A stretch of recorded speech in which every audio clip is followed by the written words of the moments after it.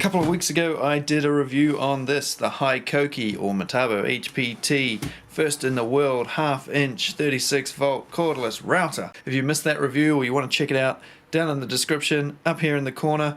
But this week we have another HiKOKI router. And here it is, the M1808DA 18 volt laminate trimmer, trim router, palm router, whatever you want to call it. Now if you're saying they've just released the 36 volt plunge, why didn't they release a 36 volt trim router? Well, apparently they have. Somebody yesterday informed me that in Japan you can get a 36 volt version, so I want the 36 volt version now, not the 18, because I want a router this size that can put out a bit more power than those couple in the background there. A 36 volt HiKOKI, that'd be perfect. But for today we're stuck with the 18 volt. If I find out any more information about the 36 volt before I finish this video, I'll stick it in somewhere or I'll stick some links down or something. Anywho, on with the show. This is an 18 volt trim router. I have a multi-volt battery on them because they're the only batteries I use from HiKOKI, so this battery would run a 36 volt one as well. I'm going to aim to keep this video under 10 minutes. Let's see if I can do it.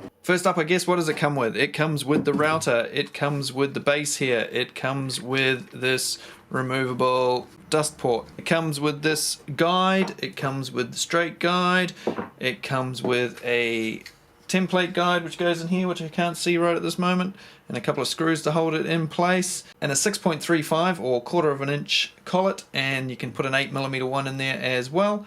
And I'm not sure if it'll take the 6mm bits. This is a 6mm one here.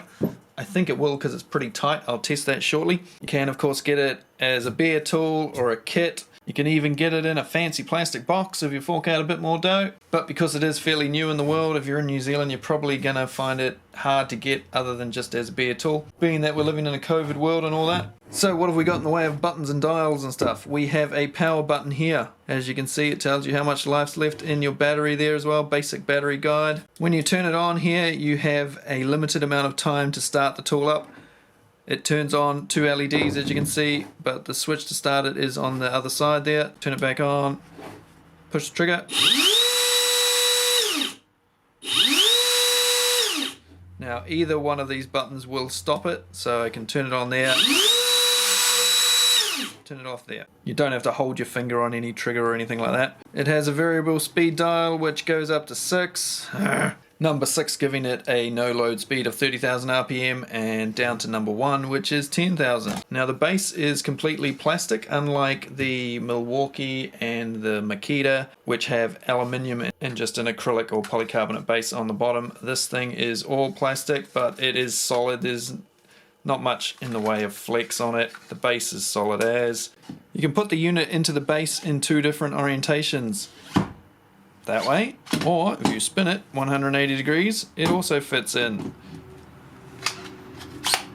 That gives you 2 options when it comes to the power buttons. You can have the power button there and the one that triggers it off on the opposite side, or vice versa. That also alters the weight distribution of the battery on the top here, so it may help you. You might like it one way or another.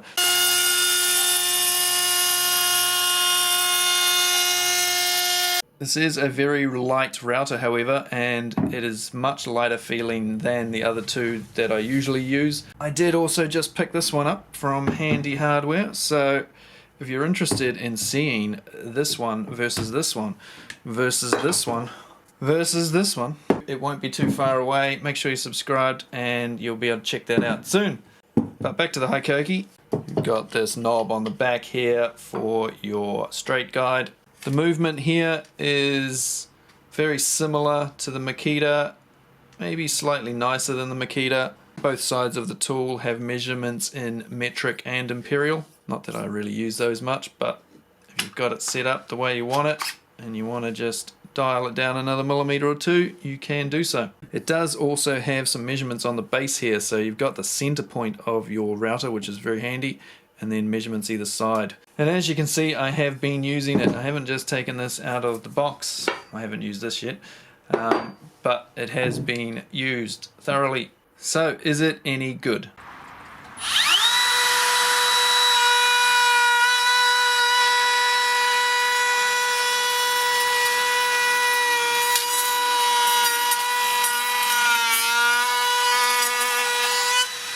When it comes to changing the bits, it's pretty much like the Makita and the Milwaukee. You have a button to lock your collet in place. I usually lock it in place, put a bit of pressure on it with the wrench, like so. Then I release my finger.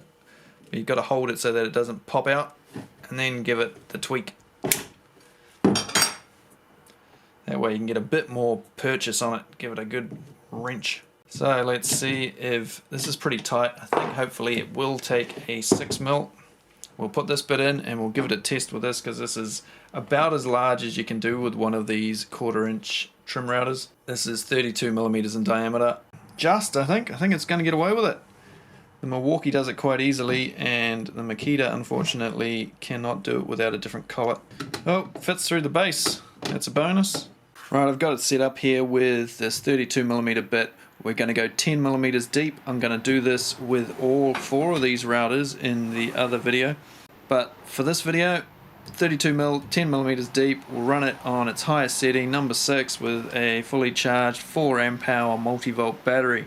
By 4Ah, it's actually 8Ah on this particular tool. Or what's that? 144 watt hours? 1440 watts of energy, something? I don't know. You'll all argue about that down below. Okay, let's give it a bit of a torture test.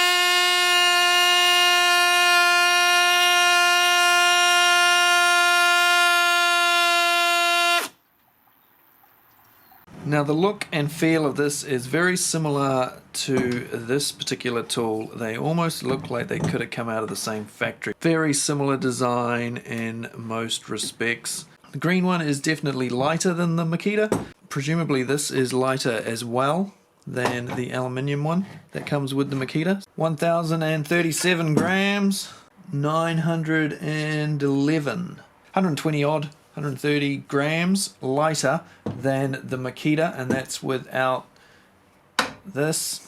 That is the HiKOKI one, 499, and this one I can feel is much heavier, 640. So as you can see, with everything loaded up, you're looking at over 300 grams heavier for this without the battery. So 300 grams, that's quite substantial, especially with a tool like this that you got in your hand and you got fine control all the time using it. But how does it do up against the other 3? Well, you'll have to wait for another video for that one. I'm going to tease it out. I do wish they'd done a better job here, because this is way too similar to the Makita one. I don't find this locking latch as good as the Makita one, but the dial's probably a bit better than the Makita one, so it sort of evens out.